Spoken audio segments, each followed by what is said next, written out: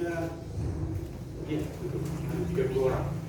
Tapi dari yang hadir ini saya lihat ada bisa 30 orang. Terus yang lain gimana? Ke sekolah Pak. Ke sekolah Pak. Siapa itu yang dikanti? Sincer. Lain apa? Itu Pak bersih-bersih. Silakan panggil. Yang di luar panggil. Yang lain? Ada yang sakit, ada yang lama Pak. Yang sakit siapa? Yosua Pak. Yosua. Alfa? Saya Pak. Ah, ini berarti nanti Budi sendiri dia cari. Ya? Sendiri.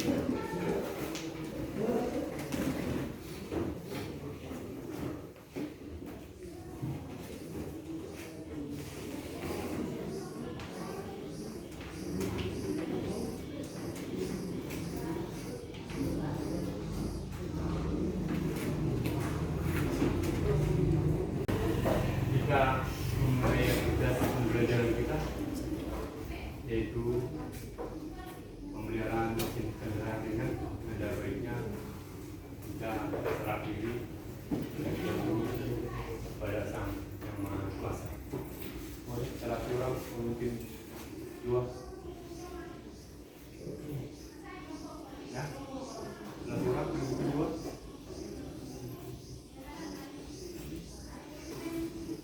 Baik, kalau demikian belum ada yang sedia, tapi harapan saya harapannya untuk berkomunikasi dengan Tuhan, saya kira tidak perlu pilih-pilih orang.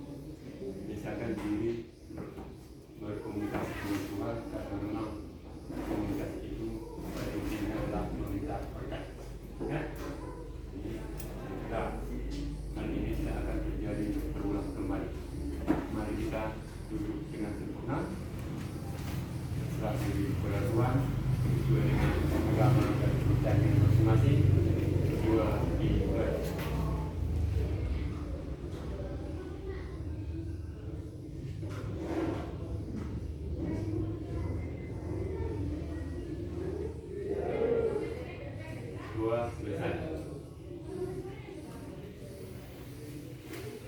Baik, barangkali kalian sudah mengerti apa itu PMKS. PMKS, coba. Perawatan mesin kendaraan. Perawatan mesin kendaraan ringan. Nah, di PMKS ini kita membahas tentang sistem utama mesin dan mekanisme kartu. Apa saja itu sistem utama mesin dan apa fungsi dari masing-masing sistem utama tersebut? Saya kira di hari atau minggu atau bulan yang lalu kita sudah pernah membahas ini, baik melalui saya sendiri dan juga melalui Bapak Ibu guru yang mengajar di bidang kuliah hampir mirip dengan PMKS atau di PDTO dan lain sebagainya. Nah, sistem utama mesin terdiri dari beberapa komponen. Kira-kira komponen mana yang dimaksud? Coba. Saya mulai dari kepala silinder. Lanjut. Berikutnya blok silinder. Lanjut. Apa lagi?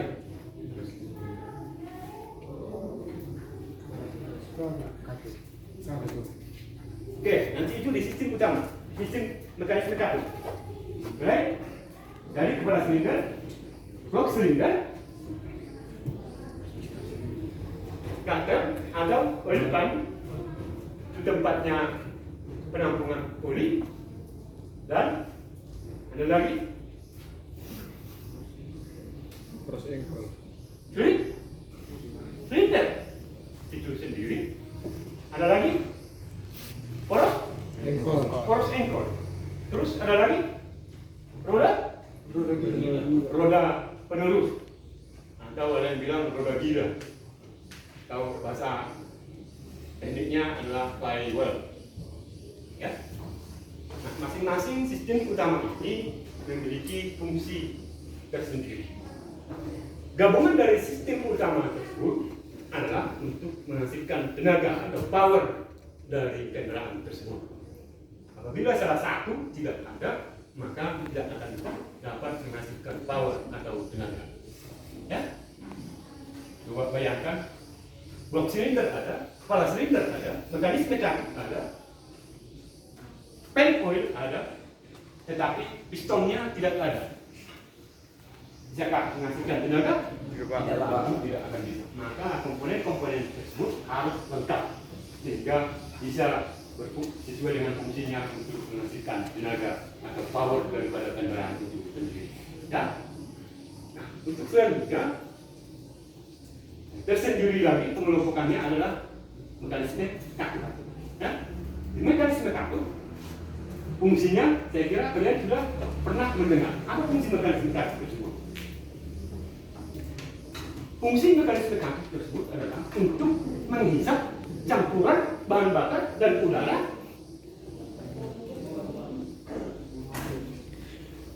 ke dalam ruang silinder. Dan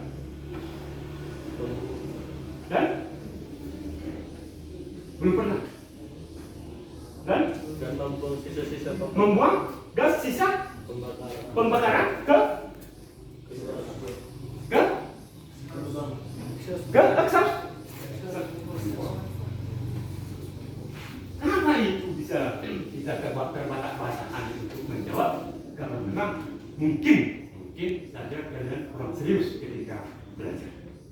Coba biasakan serius belajar. Pasti saya kira hal-hal yang seperti itu akan terjadi. Mudah kalau dengan serius memusatkan pikiran, memberi perhatian, saya yakin ya ada kesulitan. Apalagi dalam sekarang yang saya kembangkan adalah membuat di satu kelas itu per kelompok. Jika satu terus saya buat, jika dua pun akan seperti itu. Nanti kita buat kelompok cara 4 orang atau 5 orang per kelompoknya. Ya? Untuk lebih memahami hal tersebut, kita harus mengerti tujuan pembelajaran kita. Apa sebenarnya tujuan pembelajaran? Maka tujuan pembelajaran kita adalah agar kalian sebagai peserta didik mampu memahami, mampu menganalisa, mampu merawat sistem utama mesin dan mekanisme kaku tersebut. Itu tujuannya. Ya? Jadi tiap kalian hadir di sekolah untuk belajar, kalian harus tahu tujuannya. Kalian mempelajari sesuatu itu apa? Ya? Jadi tadi saya sebutkan apa? Kalian peserta didik mampu memahami, menganalisis, merawat sistem utama mesin dan mekanisme kaku. Ya? Oke, baik, agar kalian lebih paham tadi, saya coba lihat media ada kita melalui video yang sudah saya persiapkan. Ya, silakan kita tunggu.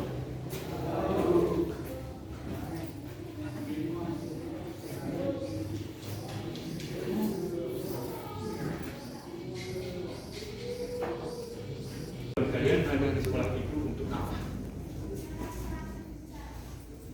Saya kira bukan cuma saya yang khawatir, pasti yang lain pun akan menjadi khawatir dan kecewa melihat adanya siswa yang masih sangat, karena metode pembelajaran yang diberikan guru kurang menarik.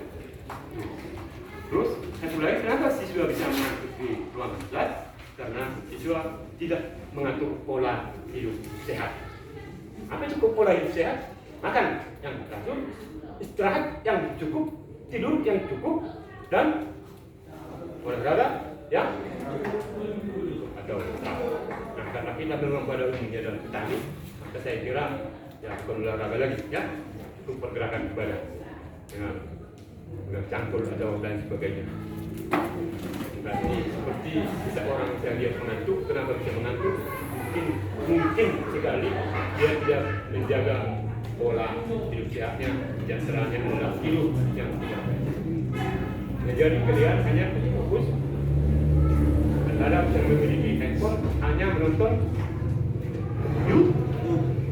Yang lebih parah adalah beli pulsa dari orang tua hanya untuk menonton YouTube, TikTok dan game. Ini yang paling parah. Maka jangan biasakan seperti itu. Ya. Baik. Sudah hadir semua. Sudah Pak. Belum Pak. Buku Pak. Belum. Ada yang ngambil buku Pak? 2 orang. Yang lewat waktu orang. Kak, dulu, Pak. Hah? Rasakan? Ya. Ya?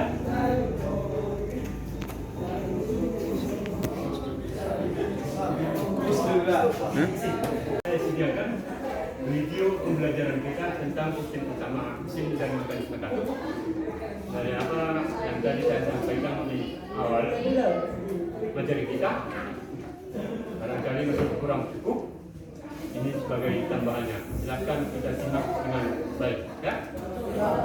Pusatkan perhatian agar tidak gagal paham.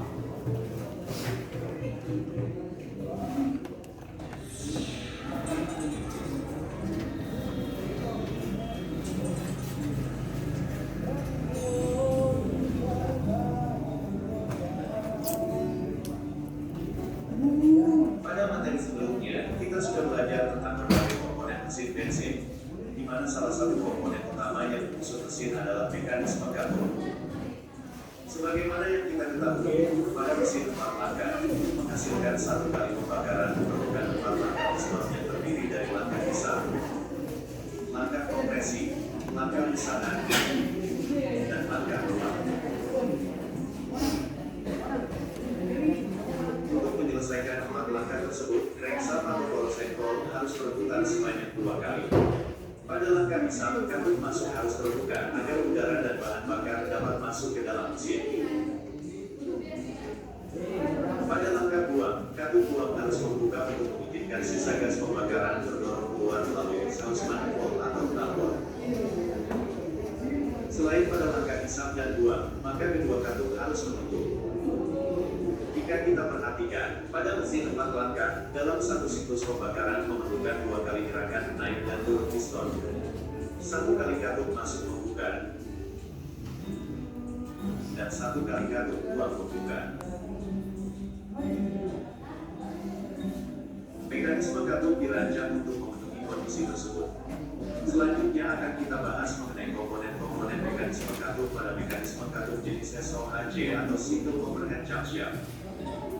Pada mekanisme katup tipe SOHJ terdapat beberapa komponen yang antara lain adalah tinggi gear poros engkol, rantai dinding. Pada model tertentu ada yang menggunakan model sabuk atau biasa disebut dengan dinding belt. Tinggi gear poros knob, penahan rantai dinding, tensioner yang berfungsi untuk menjaga tegangan rantai dinding, poros knob atau chuck shaft, rocker arm, katup masuk, katup buang, dan pegas katup. Setelah mengetahui nama komponennya, sekarang mari kita lanjut ke cara kerjanya. Bila poros engkol berputar, maka akan menyebabkan poros knob juga ikut berputar melalui rakitan rantai timing. Jumlah gigi pada gear poros knob 2 kali lipat dari jumlah gigi timing pada poros engkol. Tensioner dipasang untuk menjaga tegangan rantai dinding.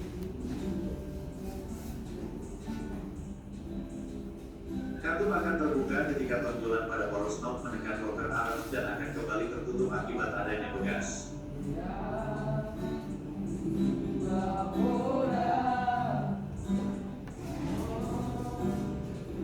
Itulah tadi penjelasan singkat mengenai mekanisme katup. Pada bab selanjutnya akan kita bahas mengenai jenis-jenis mekanisme beserta keuntungan dan kekurangannya.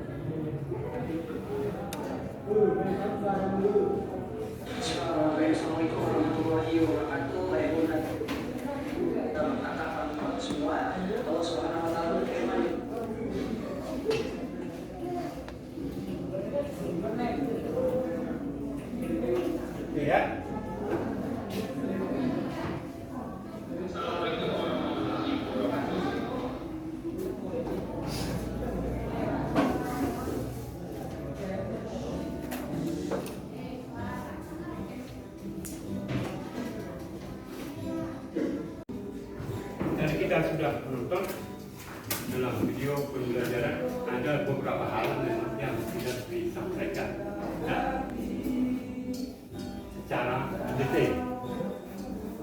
Dari segi konstruksinya, mekanisme kartu dibagi menjadi dua bagian. Ya, dua bagian.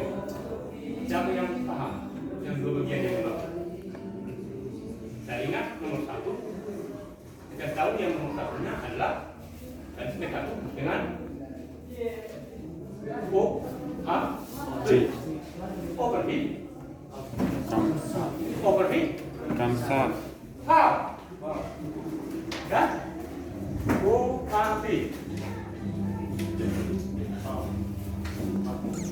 Atau disebut dengan overheat.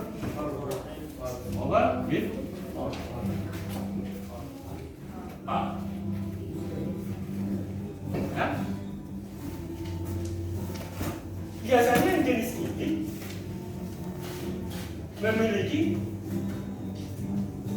kamsa berada di samping atau bawah blok ya. Dan jenis ini menggunakan yang namanya di bagian-bagian mekanisme negatif itu ada push rod, maka jenis inilah yang menggunakan ya. Kamsatnya ada di samping, dia memiliki juga yang biasa kalian sebut dengan mangkok push rod. Terus ada push rodnya, terus di atas ada aromnya ya. Dan yang kedua adalah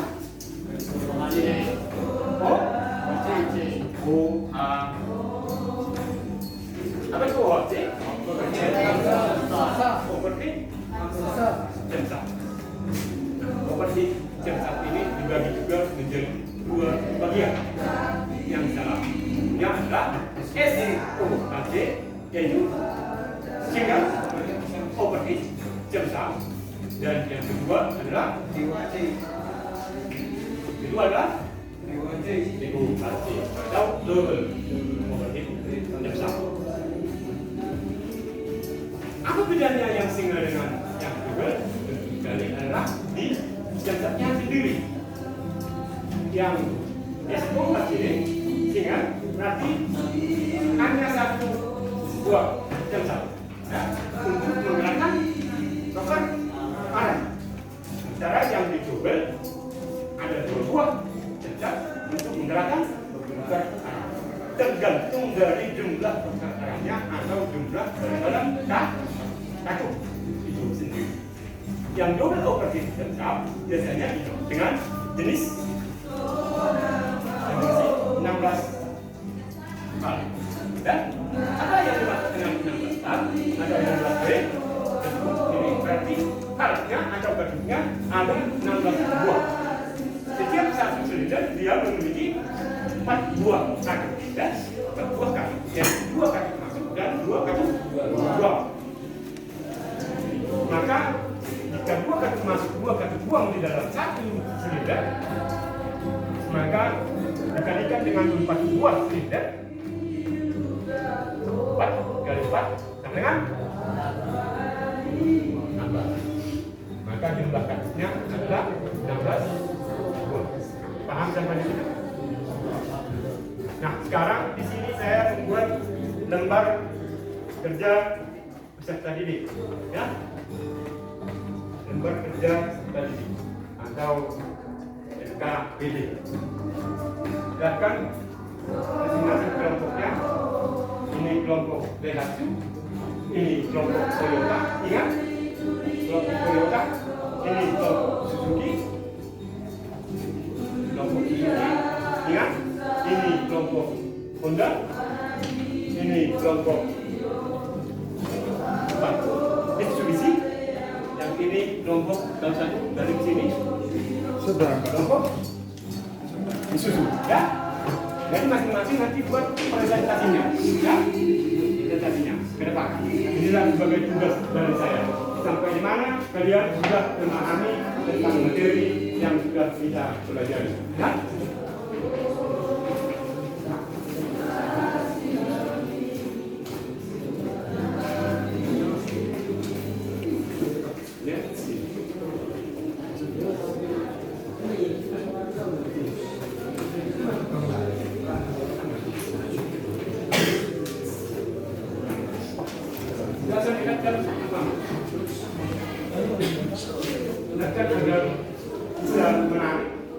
Silakan berpendapat.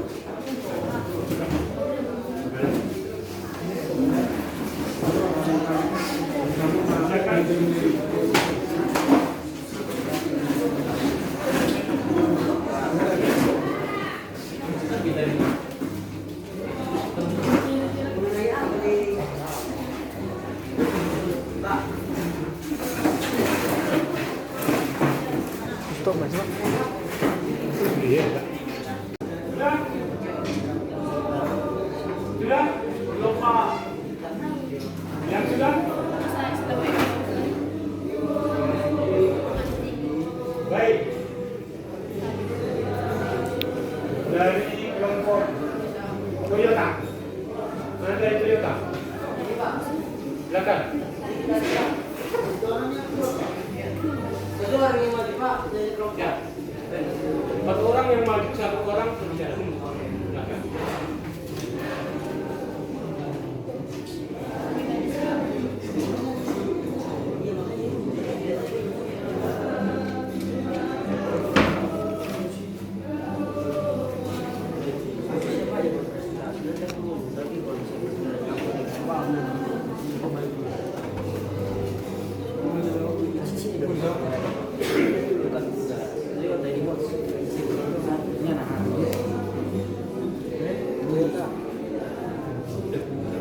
Toyota di mari, ada Toyota jangan lari. Cuma biar dikasih sponsor Le. Kalau nanti dikasih endorse kan dari Toyota, kasih mobil aku. Karena mau dibaca judul. Dikasih ban biasa. Dikasih mobil. Bannya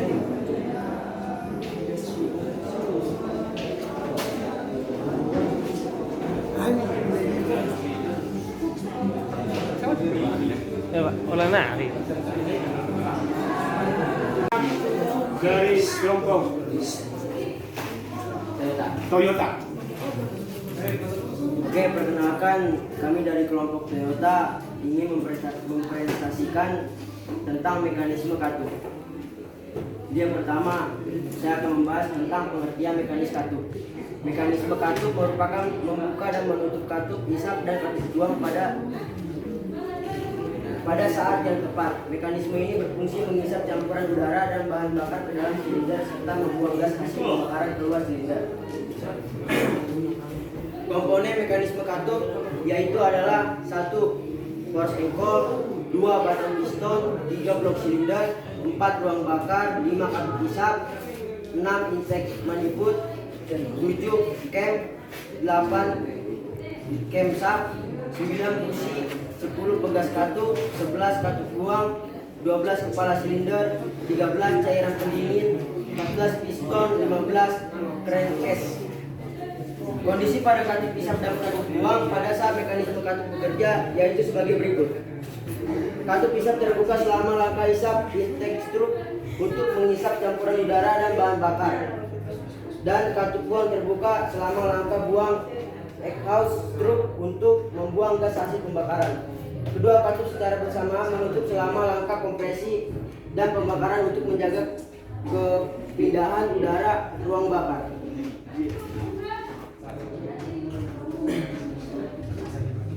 Satu, tentang mekanisme OHV, overheat valve. Mekanisme OHV merupakan mekanisme yang secara desain lebih rumit karena poros knob langsung terhubung dengan roda gigi sprocket poros ankle. Cara kerja mekanisme OHV adalah pada saat poros ankle berputar, gigi sprocket pada ankle juga akan berputar. Berikut adalah komponen mekanisme OHV: rocker arm, katup, push rod.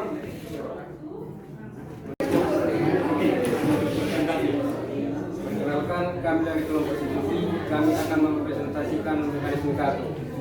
Mekanisme katup merupakan mekanisme membuka dan menutup katup hisap dan katup buang pada saat yang tepat. Dan mekanisme katup berfungsi menghisap campuran udara dan bahan bakar di dalam silinder serta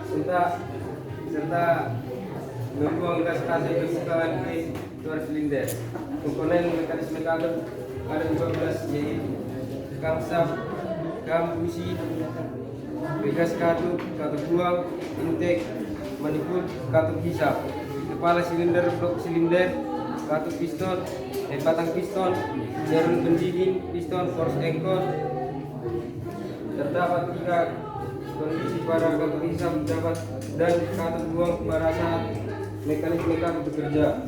Katup hisap terbuka selama langkah hisap.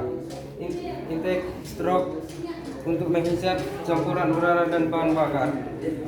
Katup buang terbuka selama langkah buang. Exhaust stroke untuk membuang gas hasil pembakaran. Kedua, katup secara bersamaan menutup selama langkah kompres dan pembukaan untuk menjaga kepadatan ruang bakar. 1. Mekanisme OHV overlap valve. Mekanisme OHV merupakan mekanisme yang secara desain lebih rumit karena poros lock yang langsung berhubung dengan roda kemudi stroke poros ankle. Cara kerja mekanisme ini yaitu saat poros ankle berputar, pipi stroke pada pipi juga akan berputar. Mekanisme OHC overhead thumbs up. Mekanisme OHC merupakan mekanisme katup dengan poros lock berada pada kepala silinder untuk menekan katup secara langsung melalui push rod. Pada beberapa tipe OHC dilengkapi dengan rocker arm yang terletak di antara katup dan hisap. Sekian dan terima kasih. Oke, yang mau menanggapi? Oke, silakan dulu. Dan silakan dianggap sudah selesai. Saya menanggapi. Ini tinggal penutup belakang, perhatikan ke depan. Jangan cepat Pak. Oke. Dari hasil presentasi kalian masing-masing kelompok, saya melihat bersama keseluruhan. Nah, hanya saja yang terakhir berkenan kelompok Daihatsu itu memberikan sebuah kesimpulan tentang mekanisme katup, yaitu bukan di sana dari yang disebutkan adalah bahwasanya SOHC memiliki hanya satu buah tersap sebenarnya dengan yang kelompok yang lain, dan DOHC memiliki 2 buah tersap. Ya, itulah hasil kesimpulan daripada kelompok Daihatsu yang tadi saya dengarkan, dan pastinya keseluruhan apa yang kalian sampaikan hampir sama. Demikian pembelajaran kita pada pagi hari ini, dan mudah-mudahan apa yang sudah kita pelajari dapat bermakna buat kalian semua. Ya, jangan biasakan mengikat pulpen, itu penyakit. Ya, itu penyakit. Nah, untuk pertemuan hari selanjutnya kita masuk di bab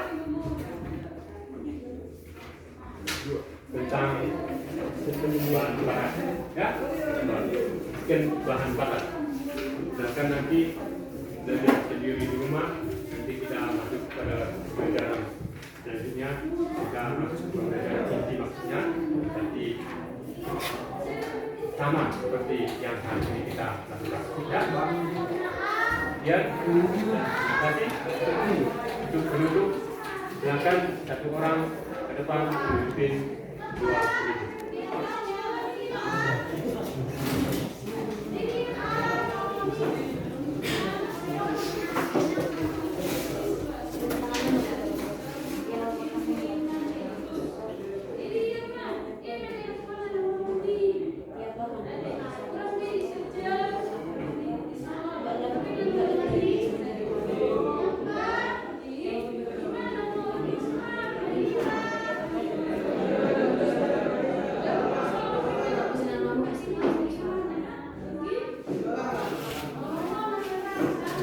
Baik, sampai jumpa di pertemuan berikutnya.